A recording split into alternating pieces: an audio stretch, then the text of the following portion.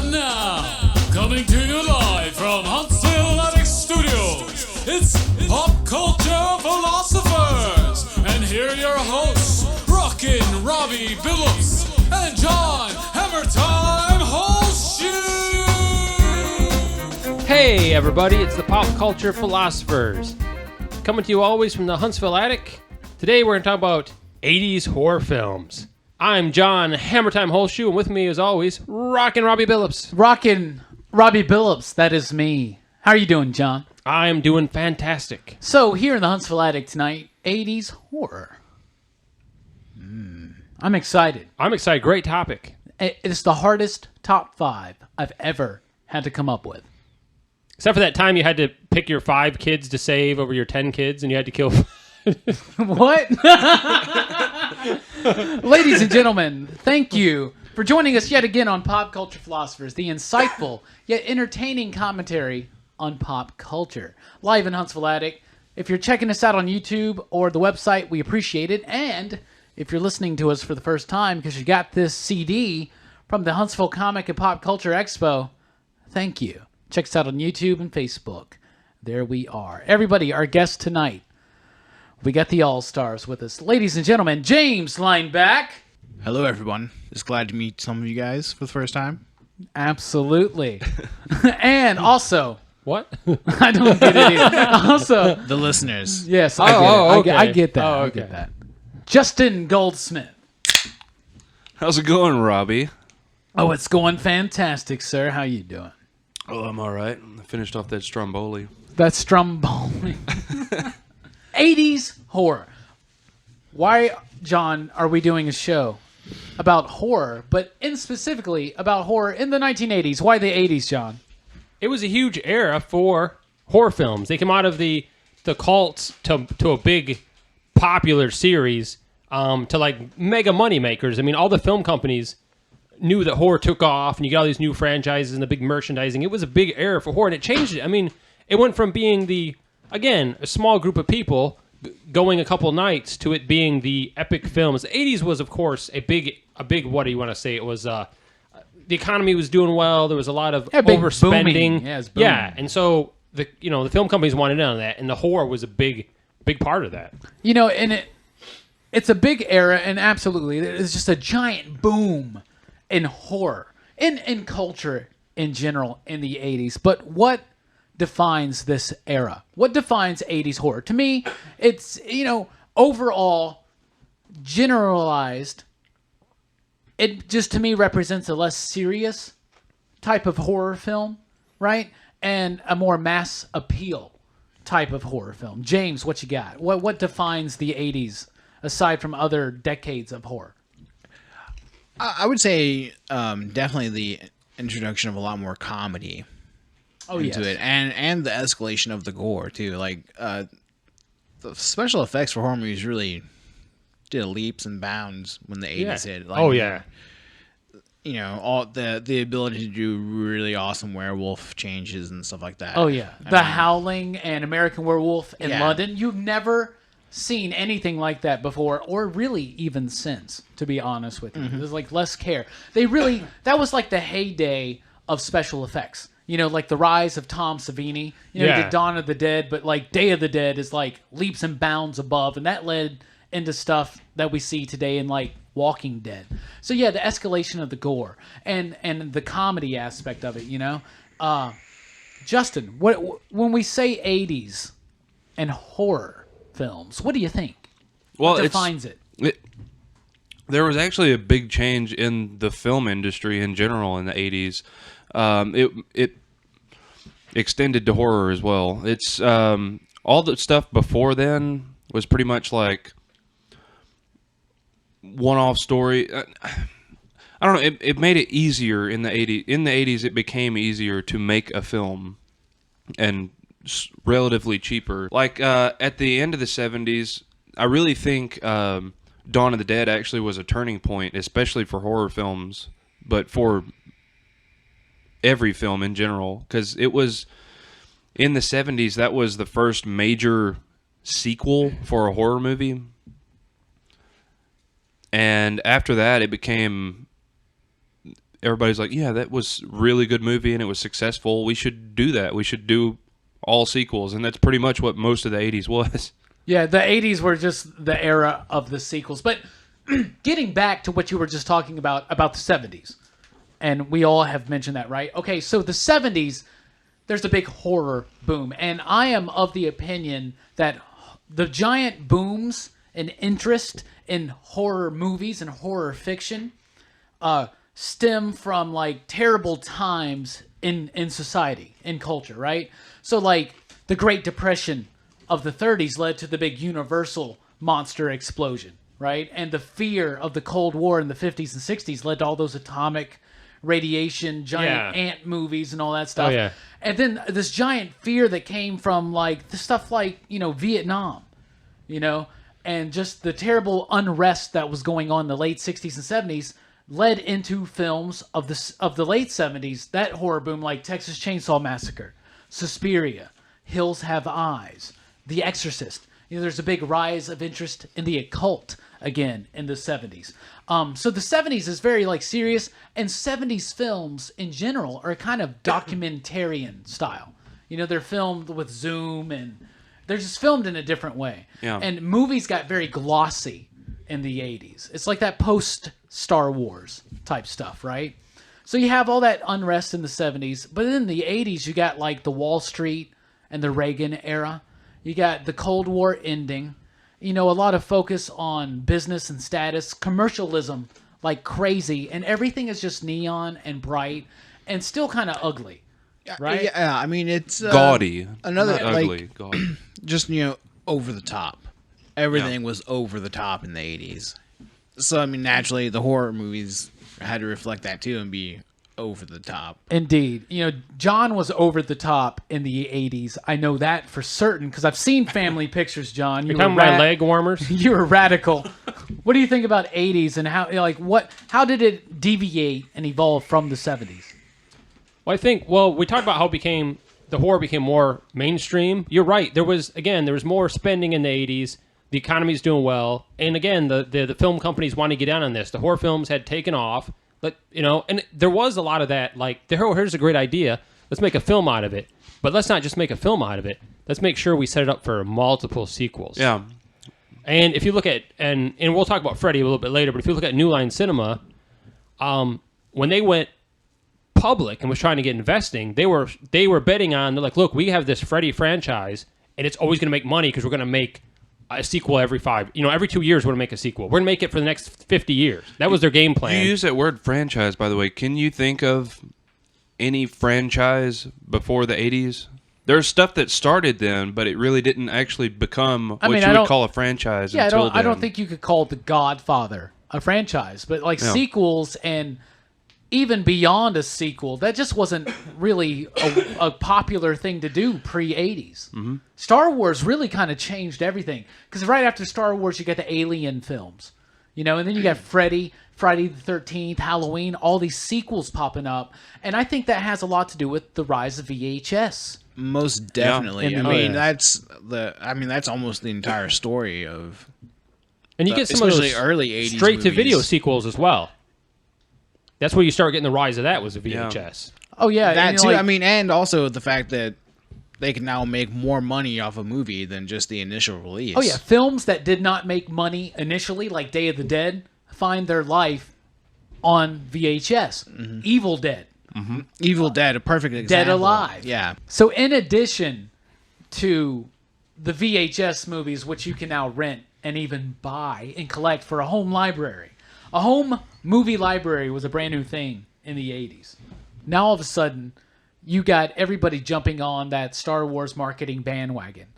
So all these horror films, all of a sudden, that are made for teenagers and adults, all of a sudden children start loving them, and they start marketing towards that. They got all these books, all these toys, toothbrushes, T-shirts, masks. Something has turned into cartoons. Yeah, right? I mean... Toxic Avenger. Yeah, Toxic Avenger. A Roger Corman, right? Like, no, not Corman, but Trauma. Trauma films. Yeah. And it became a cartoon and action figure And line. it was a rather raunchy film with lots of... Yeah, I watched it as a kid after seeing the cartoon. I'm like, I gotta see this movie. Yeah. And I was like, oh my god, this is the most... It disturbed me, especially when he What? gets like mutated or whatever. Yeah. It's disturbing. They set him up. I feel so bad But the for him. cartoon was really cool. The Toxic Crusaders or whatever. Yeah. You guys that remember was the really bad cool. guy, Dr. Kill-Em-Off? Yes, dude. What a great name. Those were some great toys. I still love them today. Speaking of great toys, Justin, Hey-o. what can you tell me a little bit about the post-Star Wars marketing craze that they used with horror movies even like in the 80s? I mean, really, it's actually in my notes here. I wrote sequels, comma toys. It's not only just to sell the product, the toys and stuff, but it's to sell the next movie that they are going to make. Yes. So you got this story that everybody loved watching in the theaters. Okay, well, it's going to be released on home video, and you can buy that or rent it a couple times and then buy it. And we've also got these toys that you'll enjoy, and you can put them on your shelf, or you can give them to your kids, and they'll go break them in the yard. Then you can go buy some more. The next movie's out, and now Yeah, we've got right. toys for that. And they just keep pumping out the movies. Yeah. They keep pumping out the merchandise, and it waters down.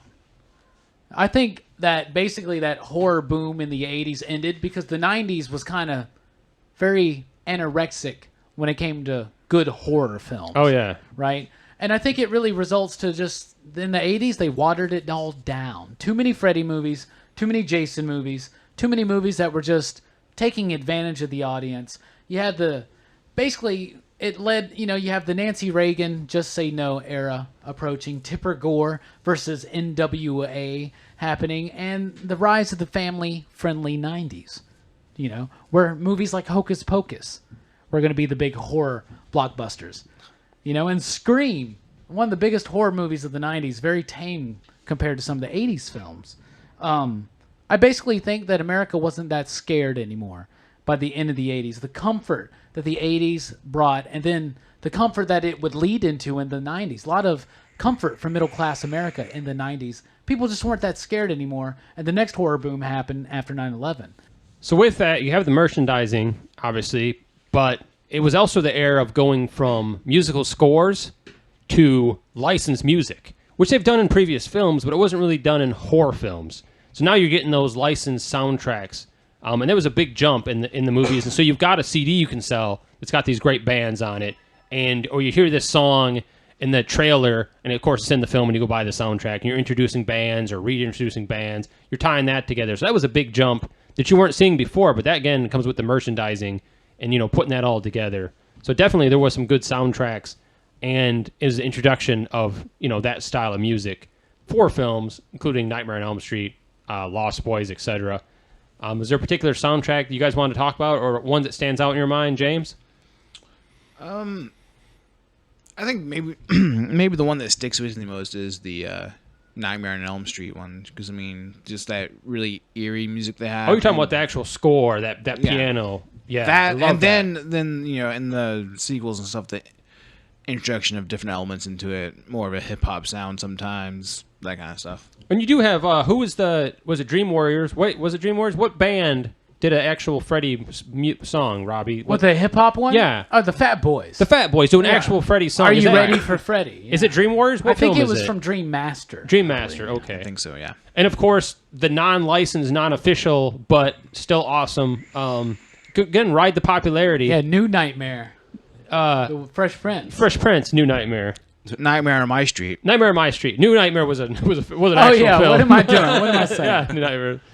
We'll just edit this whole part out of the show. Goldsmith. 80s, is there a certain soundtrack? Were you even born in the 80s, Goldsmith? Barely. Is there a soundtrack or a particular film where sound? Maybe you have the maybe you have the cassettes. That's when you had soundtracks back in the day. By the way, you bought them on cassette in the 80s. That was, or if you were lucky and rich, CDs were just introduced, and CDs were a pretty big deal. They were super expensive, too. Oh yeah, I just bought this new CD player for like $1,000. Yeah, like $1,200, man. it's like a small record. There's no needle. How does it play? Lasers. Holy shit! Lasers. a whole album fits on that little thing. I don't know, guy. I don't have to Seems flip pretty it small. over? I just don't buy it, man. Sound like a scam. The soundtracks from the 80s. I guess I'm kind of cheating a little bit because when I think of 80s horror music, I immediately go to the Halloween music, even though it started in 78 with the first one. There were some really good variations on that theme throughout those movies in the 80s, though. Oh, definitely. But it was still just a haunting, very simple. Yeah, again, we're talking about the score, but it's a classic. It stays with you. Yeah. Yeah. I'd say as far as the slasher killer, I'd say that Halloween and Freddy for sure have the most. You know, Jason, of course, has got that thing or whatever. Yeah, that's what. But that's different than the actual music. Yeah. And I love that. So there was something that they started doing though, was they made there was more ambience in 80s movies than there were in previous movies. Synthesizers, my friend. Yeah, there were more synthesizers. Yeah. And I think the introduction of the synthesizer the Moog took off really, in the 80s. really helped out Oh, yeah. in the 80s. Well, I mean, if you look at movies made before the 80s, like even Dawn of the Dead, as an example, they're in quiet parts in the film, you can hear the white noise from the room in the microphone sometimes, like in a quiet part. Yeah, the George Romero cut of that movie doesn't use a lot of the music. If you watch the Argento cut, it uses a lot of the Goblin score, which is brilliant. Which Goblin did one of my favorite horror movie soundtracks of the 80s, John. What movie would that be, Robbie? Oh, that would be Dario Argento's Tenebrae. It's a fantastic soundtrack by Goblin. Check it out. I also love Day of the Dead, my favorite movie soundtrack ever. Very 80s. Very 80s. Very 80s, but very good. Sampled by the Gorillas. Exactly. M1A1. Day of the Dead's fantastic. John Harrison. Tangerine Dream did the Near Dark score, which That's is a great. good one, yeah. Hellraiser has a brilliant score. Of course, the Elm Street film, right? But there's also like stuff like the Dream Warrior song by Dawkins. Oh, yeah. Right? And a lot of just songs, right? And soundtracks, right? So I like all those Freddy songs we were talking about. I love the Fright Night theme, right? The Fright Night, who you gonna... Yeah, all that. Mm-hmm. But the best movie soundtrack of 80s horror, in my opinion, got to be the Lost Boys, man. Come on. Yeah. Cry Little Sister, Yeah. Echo and the Bunnymen doing The Doors, People Are Strange. What a fantastic soundtrack. I absolutely cheated. love it. Absolutely love it. What about you, John? What are some of your favorites? I'm going to go with definitely, I was going to say I like Lost Boys, but my favorite by far is definitely Dream Warriors. Of course, I'm a big Nightmare on Elm Street fan, so I'm going to pick a Nightmare on Elm Street. But that was a great soundtrack, and it really was, because the previous Nightmares they had some licensed music, but for the most part it was just a musical score. And Dream Warriors really stood out to me. Again, Dokken. Is it Dokken? How do you pronounce it? I thought it was Dawkins. Dawkins. Is it Dokken? I don't know. It sounds to me like something Mario would ride around on. So we went to the old social media there, the face page, and we were asking people, what's your favorite 80s horror film? Because we've been discussing, it's been hard for us to narrow down our top 5, but some people did share with us their favorites. Ray Scanlon said They Live, among many. So maybe he couldn't even list them all. Yeah, right. But yeah, They Live. That's a good movie. Jimmy Bowler says Hellraiser. Great pick. Paul Drude says Videodrome and The Thing. It's a tie for him. Ooh, good films. Dustin Ward said, and this is one of my favorites, but it's not my top 5, but I do have a guilty pleasure for this one, Killer Clowns from Outer Space. I do love that movie. And Billy Wilburn said Puppet Master. And then he said honorable mentions. See, he loves a lot of these films, which we all do. It's hard to just give you one. I mean, anyway. There's so many.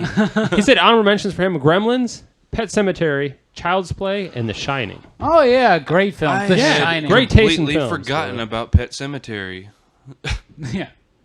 Probably for obvious reasons. But I'm just kidding. That movie messed me up when I was a kid. When the kid came back from the dead. Oh, my goodness.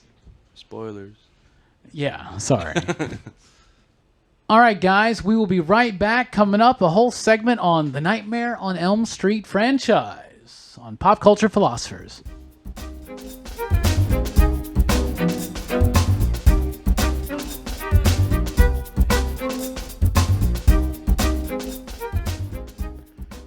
Hey gang, Rockin' Robbie here. I want to take a moment to talk to you about our YouTube channel. Make sure you log into YouTube and subscribe to Pop Culture Philosophers. We have lots of great content that you can only find on YouTube. So why not take a second and subscribe so you don't miss a thing? We really appreciate it and to show our gratitude.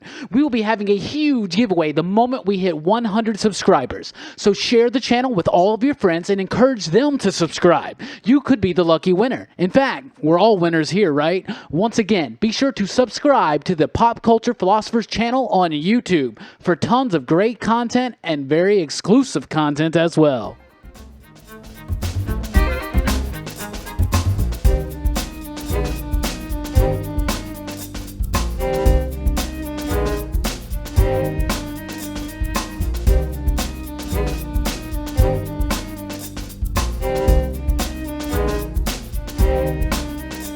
Hey everybody, welcome back to Pop Culture Philosophers. Just want to tell you real quick, if you like and share this podcast, you'll be entered to win an 80s horror Blu-ray. Ooh, what movie will it be? We don't know, but it'll be something good or something terrible. So terrible that it's good. So we've been talking about 80s horror movie. We talked about the 80s in general and how the culture of the 80s affected the horror movies of the 80s. And how there were so many good horror movies in the 80s. And it's hard to narrow it down to a top 5. But the 80s has some of the worst horror movies, period. Okay? In fact, I would say there are so many bad movies, horror movies of the 80s. There's so many of them, so many I haven't seen, and so many that, quite frankly, I don't want to see. But basically, I think a lot of the sequels are some of the worst. You know, a lot of the sequels are just pretty bad. In particular, to me, I hate the movie, and a lot of horror connoisseurs, they would call themselves, would argue with me. Basket Case. I think Basket Case is a just shitty, trashy ass movie. I just think it's stupid and terrible. But personally, the movie that hurt me the worst was Swamp Thing. Wes Craven's Swamp Thing, being a terrible movie, really let me down. Yeah. James, what are some of your the worst 80s horror movies? Yeah, pretty much any movie that was, number 4 in a trilogy. Yeah, that makes sense. They were, like you were saying earlier, they just got so watered down by that point. Like, you're just like, what is this? Why did I watch it? Absolutely. So basically any number 4. So Final Chapter, Dream Master. Yeah. Halloween, though, Return of Michael Myers is probably one of the better of that film series. Justin, speaking of better in the series, Justin, what are some of your least favorite horror movies of the 80s? I'm going to be completely real with you here. I like to watch shitty horror movies. So it's really self-defeating for me to say which movies are and aren't the worst. And also me being an actor. It's hard for me to take something like a piece of art that people, got together and created and say that's terrible. John, what are some of your least favorite 80s horror movies? There's a lot of terrible ones. I would definitely say, being a big Nightmare on Elm Street fan, Dream Child was a big disappointment. But one that comes to mind that's not a Nightmare film, again, there's tons. I think you have to go through the list because there's a lot of straight to video or just shitty sequels. Because you're right, sometimes the film companies they take their audience for granted. But one that comes to mind that I remember watching as a child and being confused by and going watch it. I mean, the story itself isn't confusing, but it's just a terrible movie. Chopping Mall. And these people decide they're going to stay the night at this mall so they can hang out and have fun. They're not robbing the place. And there's robots that the mall has that's supposed to guard the mall, and the robots go crazy and start killing everybody. Yes, and they didn't have a lot of... That sounds awesome. Yeah, now that I'm like, that's a terrible movie, but now I might enjoy the B movie quality of it. But maybe Chopping Mall. a remake of that would be good. I heard that Maybe that's what the studio something said. Don't give That's them what ideas. I'm saying. In Don't the give them 80s, it was ideas. so much easier to take a really weird idea and make a movie with it. And if it's bad, then whatever. It's a shitty horror movie. And then people like me, 20 years later, will be like, yeah, that was fun to watch. Wasn't Johnny Five? That's the 80s, right? What's his Short Circuit? Yeah, that's the 80s. These people didn't have the same budget that Johnny Five had for their robots. But it's a mediocre Well, that film. makes it funnier, though, when you get the stick holding up the robot from off the side of the camera. So we're talking about our favorite 80s horror films, and I kept bringing up A Nightmare on Elm Street. Big fan of the franchise. And so to spotlight that a little bit, because we're big Wes Craven fans, we brought him up a couple times. One of my favorite directors passed away recently. Awesome guy. Freddy was, of course, the dream child of Wes Craven. That's funny. And he was actually so Wes Craven. Before that, he had done some horror films. He had just finished up production of Swamp Thing, which you love, which you were talking about how much it was your favorite films. My favorite. And Freddy's actually the inspiration for the whole concept came when Wes Craven. There were some newspaper articles about these young men who suffered nightmares and refused to sleep, and then when they went to sleep, they died. And I mean, that's spooky. yeah, that is spooky as shit. And so Freddy, that concept comes from that as far as the nightmares and dying in your sleep. The actual Freddy name, though, Freddy Krueger, was actually one of Wes Craven's bullies in school. That's right. His actual name is Freddy Krueger. He just he didn't like mix it up like Schmetty Schmooger. He just used his effing name. I wonder if the guy was like watching the movie like, holy shit, man, that's me. I wonder if he realizes that, like that guy is cognizant of that. He's probably traveling the con circuit right now. I'm the real Freddy. I'm actually Freddy Krueger. And during the creation, You're a child murderer? What the fuck, man? Fuck you, dude. It's like we should he's definitely. like, what do you burn guys this got dude." against child murders? So when he was creating them, the popular characters at the time actually were at the Leatherface and Michael Myers because we're just coming out of the 70s. Yeah. So he wanted a cool mask, something that stood out. But he also wanted Freddy to be imposing and to talk shit and threaten. You can't do that behind a mask. So he came up with the idea of having him burnt. Give him this burnt skin. So like a mask, but still something he could emote. Yeah, through. he wanted to be menacing. intimidating and scary, but he also wanted to. So again, he did the scars, and we were talking about the makeup and practical effects had hit their peak in the 80s. And the 90s, you get the CG, which really iron out yet, but the 80s, man, great practical effects. And again, go look at Freddy, and still looks Robert Englund's makeup is phenomenal. Early. Yeah, and so that's how Freddy was introduced. He was he exclusively attacked teenagers, if you recall. So, like I said, he finished the script as he was finishing production of Swamp Thing. That was the next film he was going to do. Was that he shopped it to several studios, including Disney, who was interested in it, but they wanted him to tone it down and make it more appropriate for teenagers, like teens, like PG-13. Yeah. So he basically told them to fuck off. Well, he's the one that went to Disney. Yeah, what was he?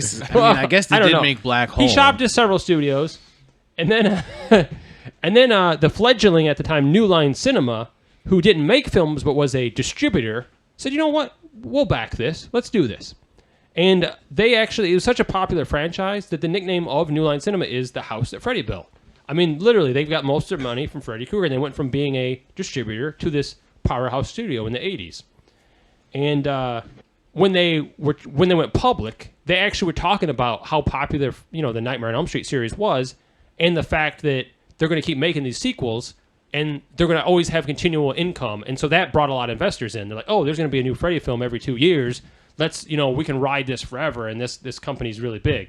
Originally, Freddy was supposed to be played by David Warner, who had to drop out because of scheduling conflicts. Later, Robert Englund took the part. Why did he take it? Because it fit perfectly, because he was filming the V miniseries and about to start the V series, and he had some time between those two. So what are your thoughts, Goldsmith? What do you think of the Nightmare on Elm Street films, of Freddy Krueger in particular? Well, He was in all those films. Was he? Except the second one or the third one where there's a witch. Well, yeah, that's a whole different. I will say that I only watched the first. Somehow, I have managed to go my 26 and a half years not seeing any of the Nightmare on Elm Street films. I'm going to assume watch the first one tonight. The first couple of years in your life, you wouldn't have watched it. Like you didn't watch so 1 through 5. You didn't watch Nightmare on Elm Street. Well, but no, I know what the the kind of the general storyline, where the character came from and all that. And it's just really a truly terrifying character idea, invading your dreams and murdering you while you're asleep. I think it's a great concept. I think it definitely stood out when there was all the yeah. traditional slasher films. What do you think about it, James? What do you think of the Nightmare on Elm Street series?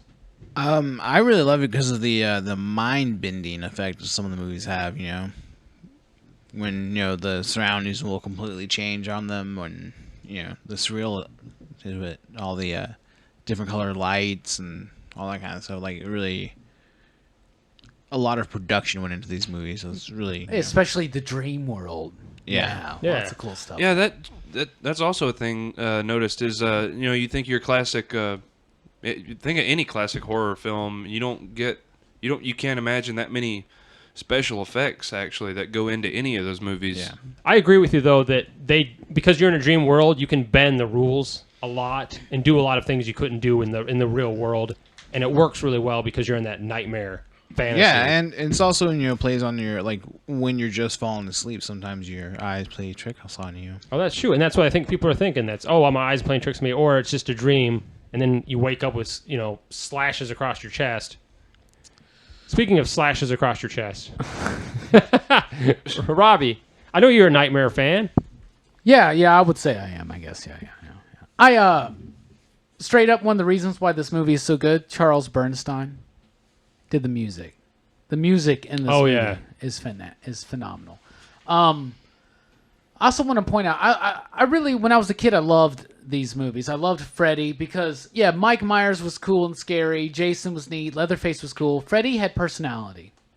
There was something more than just a mask, lumbering figure coming towards you.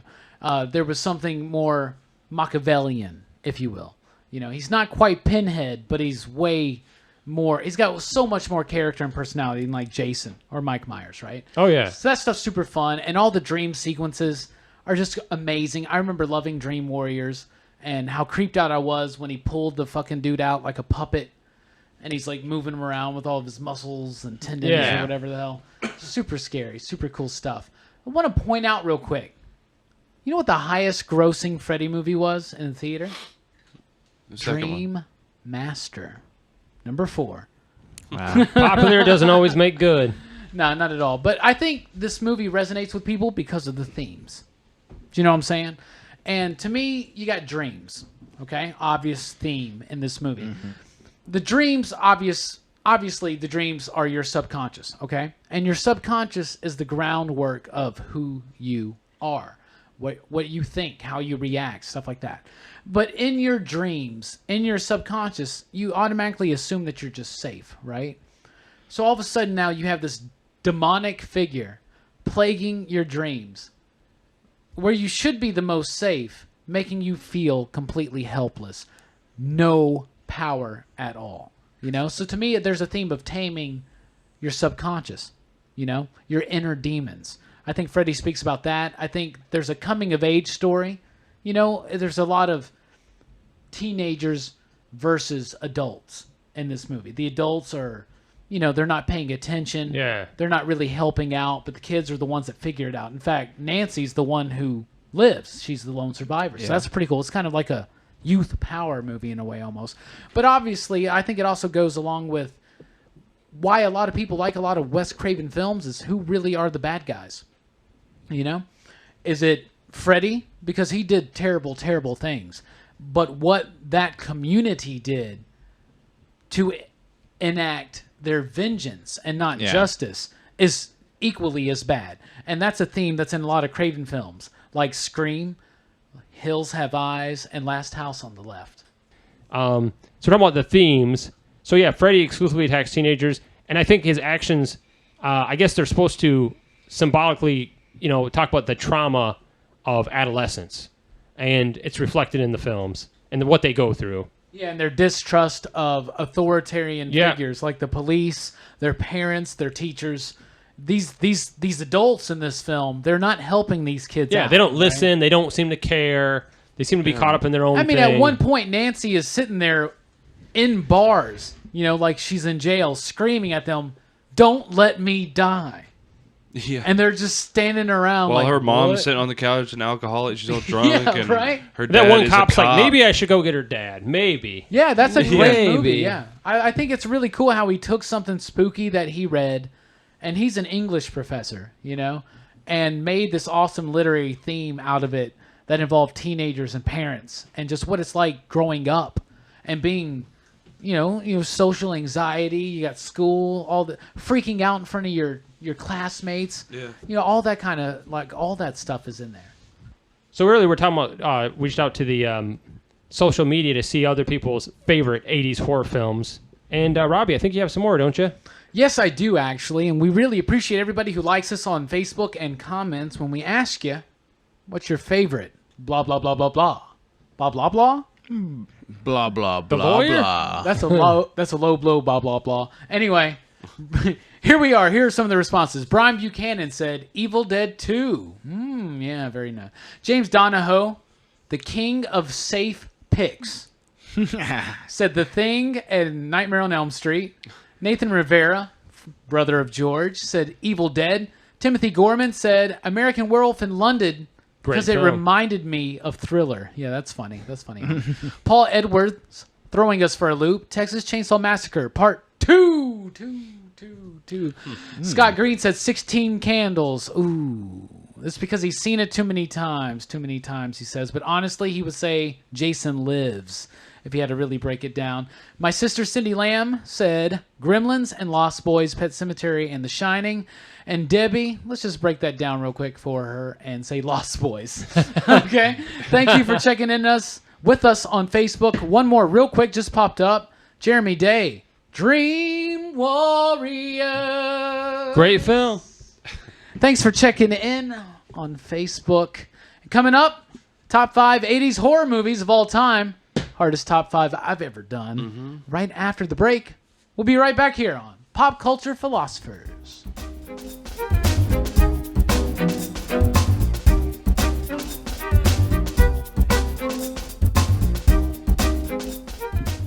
Hey guys, Rockin' Robbie here. I want to thank you for all of your support. Whether you check us out on YouTube, whether you listen to the podcast, which obviously you are doing right now, or if you come check us out at our live events. For instance, coming up, we have our appearance at the Huntsville Comic and Pop Culture Expo at the JC's building on March 19th. That is a Saturday. Be sure to come and check us out. You might get some free stuff. You can help out, support Pop Culture Philosophers. Also, be sure to subscribe to our YouTube channel and to like us on Facebook. Be sure to check out the website all the time. We got blogs coming up, and we got more podcasts, old school podcasts and new school. So thank you for your support, and please continue your support and check us out on YouTube, Facebook, our website, popculturephilosophers.com, and at the Huntsville Comics and Pop Culture Expo in Huntsville, Alabama, March 19th.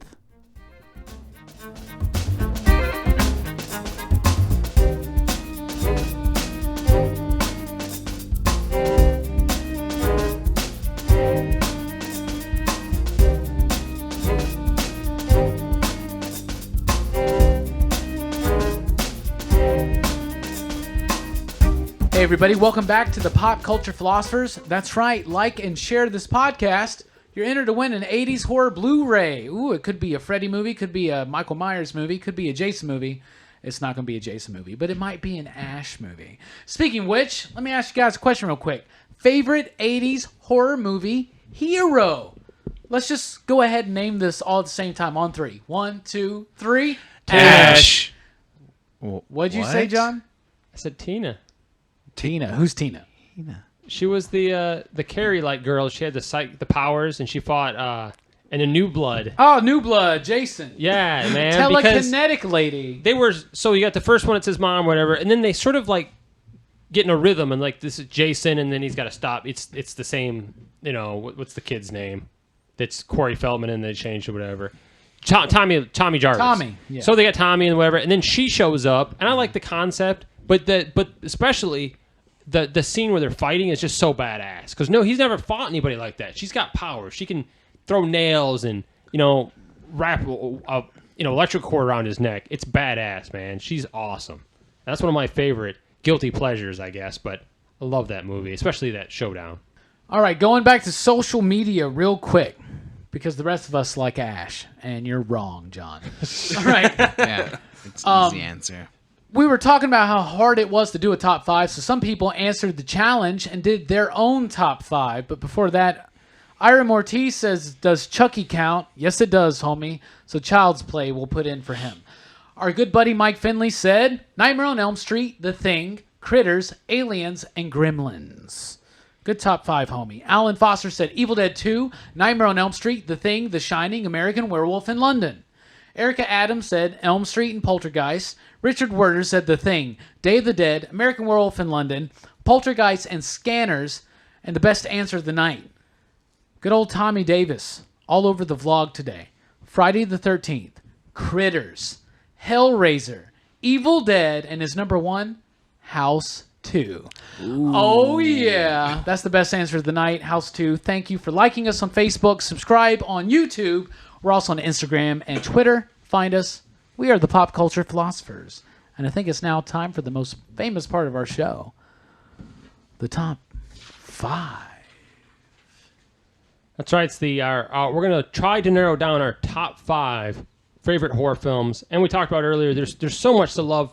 If you go back and just look, there's a lot of content in the 80s, a lot of great stuff. Yes, there's some bad stuff, but there's a lot of great stuff. So counting down, let's start with the number 5. James, number 5 of your top 5. You had to narrow it down to the top 5 best horror films in the 80s. And these are the top 5 that personally you love. They don't have to be the best films, but your top favorite. So what would be your number 5? Dolls. Oh, that's a good one. Stuart Gordon. Stuart Gordon, man. Great movie. He's one of my favorite directors of the 80s, for sure. Dolls are already creepy in themselves, you know? Yeah, they are. They do have that creep factor. Yeah, and then, start making them out of humans, and it gets even creepier. I forgot about that film, and it did give me the willies as a kid. Yeah, sure. The girl with the eyes popping out, man. Creepy as all heck. Speaking of doll collecting, Goldsmith. What was your number 5 if you had to pick a top 5 from the 80s? This was very difficult. And I'm going to go ahead and spoil you. I didn't put Gremlins on my top 5 because it was too hard to fit in, and it's a Christmas movie anyway. Mine is also a Stuart Gordon film that I just watched recently called From Beyond. Oh, From Beyond, sir. H.P. Lovecraft story with Jeffrey Combs. Yes. And Keenan's dad from Keenan and Kel. I'm never going to remember that actor's name. But it's a really cool story. I love the horror that has the sci-fi mixed in with it. Robbie, if you had to narrow down top 5, what would be your number 5? Goddamn, it's really tough. Got to give some shout-outs to The Thing and The Shining, American Werewolf in London, and The Poltergeist. Those are some of the best films. A lot of shout-outs. Sorry. This was so hard for me, guys.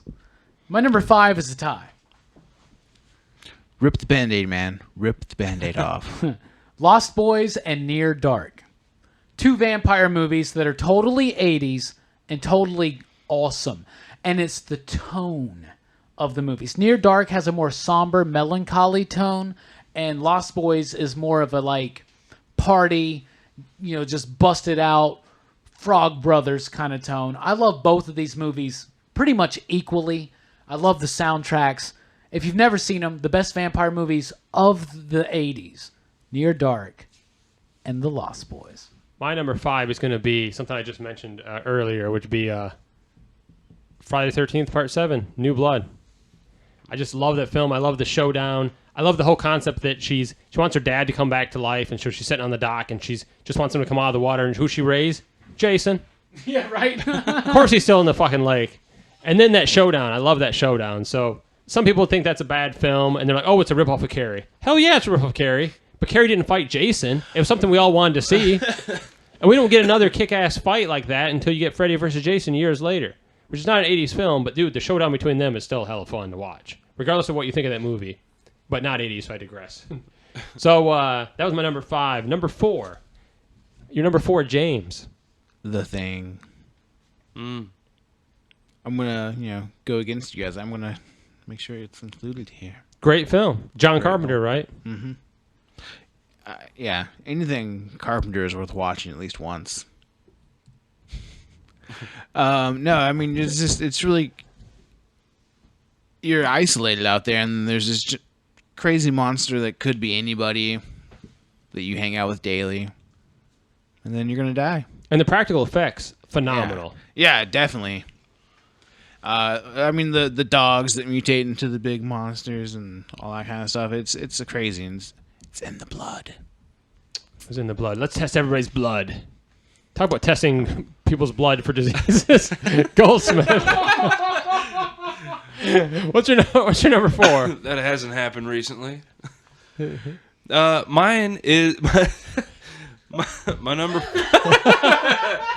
My number 4 is one that nobody has actually mentioned, not once tonight, not us, not social media. Child's Play. Child's Play was mentioned on social Just media, a couple Dick. minutes. Yeah, Mr. Ortiz mentioned that. Oh, good on him. It's a good movie. Thanks for listening. Must not have been paying the attention. show that you're a part of. Well, I got to talk. Everybody else has to listen, right? Child's Play, though. Doll comes to life. It's scary as shit. Yeah, right. It's pretty simple. That did spook the shit out of me It as a scared kid. me. Yeah, it scared me as a kid. What would be your number 4, Robbie? Oh, it's really tough. It's really tough. This movie, if you asked me fucking 2 years ago, would be much higher on this list. But right now it's my number 4, and that's Evil Dead 2. I got to put Evil Dead on there somewhere. I love it. And out of the trilogy, Evil Dead 2 is my favorite. Love that movie. Bruce Campbell is amazing. Sam Raimi is a comical horror genius. You know, and that movie it's great. And I mean, it's just great. I mean, who doesn't love that movie? And I don't really have anything super insightful to say about it because it's not a super insightful movie, but I just love the hell out of it. And of course, Army of Darkness later on, that was great. But Evil Dead 2, homie. Love Evil Dead 2. Can't go wrong with Evil Dead 2. My number 4 would be a film that I had to, trying to narrow down the top 5 is hard to do. And this isn't one of my favorites. I'm like, this is such a fun film, or this is, I want this poster. I want to dress as this character for Halloween. This is one of those films when I was a kid. When I saw it, scared the shit out of me. Poltergeist. It really did scare the hell out of me as a kid. Oh, those bodies coming up in the swimming pool and they're digging it out at the Dude, end. even the beginning when the chairs are stacked up. Oh, yeah. I'm like, what the fuck is this, man? It scared the shit out of me. I Coffin watched shooting up out of the ground was the scariest thing I for watched me. the TV cut on ABC or something like that. They did their Sunday night movie or whatever, and it still scared the piss out of me. And the TV too, man. I could never let static be on TV. We had to turn that shit off because I didn't want to get poltergeist. I thought that shit was real. Scared the piss out of me. James, what'll be your number 3? Day of the Dead. Great film. Great film. That's the bunker one, right? Yep. Yeah. It's got Bub. Oh, it's got Bub. He's the friendly, lovable zombie. Yeah, it is. Yeah. He's the first zombie that starts to learn to use tools. Speaking of lovable zombies that can use tools, Justin Goldsmith. What would be your number 3? My number 3 is Hellraiser. Ooh, nice. Hellraiser film. 3 or the first Hellraiser? My number 3 is Hellraiser number 1. Was it called Hellraiser number 1 when it came out? Like, wait a minute, they do sequels? They knew they were doing sequel. Wouldn't it be embarrassing? Like, we never did another one. But it's That golden compass. I really like the basis of the story for Hellraiser. If you really think about characters, antagonists from horror movies, in my mind, it doesn't get much worse than people who just straight up travel the universe looking for bad things to do to themselves. And also to you by proxy. Yeah. It's kind of a fucked up concept. And that's Clive Barker, right? Who Clive definitely... Barker. He's got a bizarre... He wrote the story and then wrote and directed the movie. sense of... he's definitely an interesting character when it comes to his concepts. And that's proof Hellraiser. Yeah. And Pinhead's one of those iconic characters, too, when it comes to Freddy and Jason, all those. Pinhead's up there with them. Yeah, absolutely. It's an interesting... And when you look at it... Like, I watch a lot of sci-fi movies, so if you look at it as a sci-fi movie and not a horror movie, it's scary as fuck. Because these could actually be people doing this. No shit. Ugh. Robbie, your number 3. I know it's hard to narrow down. What would be your number 3? My number 3, I agree with Justin. Straight up. Hellraiser. If you would have asked me just a year ago, Hellraiser would have been on my top 20, probably. But I met Doug Bradley this last October, and I rewatched Hellraiser, and I don't know, I just saw it on a completely different layer, a level I had never seen it on before, and I can't really explain why or how, but it hit me in a way that, like, I don't know, I really like the way Hellraiser makes me feel. Yeah. And that may seem odd, but I really like the way it makes me feel. And Doug Bradley is such a gentleman, such an awesome guy. And you're right, we were talking about Freddy and Michael Myers and Jason.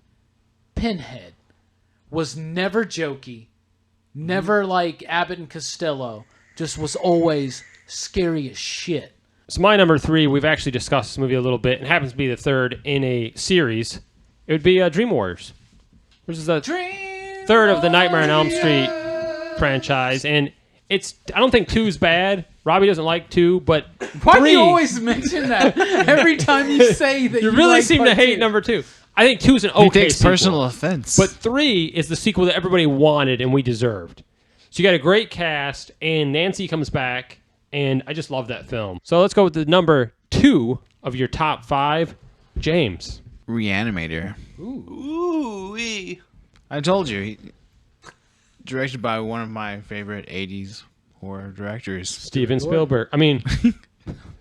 Who incidentally wrote Honey, I Shrunk the Kids. Yeah, Exactly. I was looking at that a few minutes ago. No, it's a great movie. And I just from the opening credits, when it has that Very psycho. Yeah, and the music is very follows that, and it's really creepy, scary, funny. Goldsmith. Your number 2 of your top 5. My number 2 is also Reanimator. Really? Yeah. Excellent. I'd be surprised as shit if we roll on the table and it's everybody's number 2 is Reanimator. I'm going to change Always mine. second Fuck best. it. It's. I love Jeffrey Combs from all his roles in Star Trek, and then that kind of rolls back over into all his 80s horror movies roles. If you watch Reanimator, you'll love it. Robbie, your number 2 of your top 5. It's Day of the Dead. I'm Day of with the James. I love Day of the Dead. It was his number 3, I believe, but it's my number 2. Mm-hmm. The soundtrack I already talked about. I can recite the words. I love that movie. I think the effects in that movie are better than any of the effects in even zombie films and TV today. They're all practical. There's no CG, and it's levels above Dawn of the Dead. And I really like the story. I think it really encapsulates the 80s. The idea of like culture in the 80s and being alive, like that whole fear of government starting to set in and distrust of corporations and Wall Street, but you're also kind of booming and all this shit. But all it takes is one thing to happen and just ruin it all. But I love that movie. I love the tension in that movie. I love the way it builds up. And like you said, James, Bub. There's a lot of psychology in that movie. Yeah, it is, and I really like it. It's just the script in that movie to me is really good. I really like it. I like the personalities, and I like what George Romero says in his movies about society through just zombie shit. So my number 2, despite Goldsmith saying Gremlins is a Christmas film, my number 2 is The Fly. No, it's Gremlins. I love Gremlins. It is a horror film. It's the fact that it's a family film or geared towards families or marketed towards family. It's still a horror film, and there's some horrific parts, especially the microwave scene. There's some definitely graphic parts that you couldn't get away with I was nowadays just screwing around earlier. and get It the is a same horror rating. movie. It's straight up a horror film. But again, you're right. It does. I mean, I was a little kid. That's one of those horror films that my parents let me watch. Like they didn't think, my dad, obviously my stepdad didn't care with how I watch, but my mom was very selective. But Gremlins somehow was like, well, this geared towards families, and was it Spielberg? Spielberg produced it. Okay, it was who Joe directed Dante it? directed it. It was Joe Dante. Chris Columbus wrote it, and Steven Spielberg produced it. So now we're gonna get to our number ones, our favorite films from the 80s horror. Maybe not the best films, but favorite to us, near and dear to us. So, James, before we get to your number 1, your number 5 was Dolls. Your number 4 was The Thing. Your number 3 was Day of the Dead. Your number 2 was Reanimator. What's your number 1 favorite all-time horror film of the 80s? Evil Dead. The first one. The first All one. right. Because, I mean, I even though, it has some of the hokiness to it that's not intentional, I still really love the way that it really is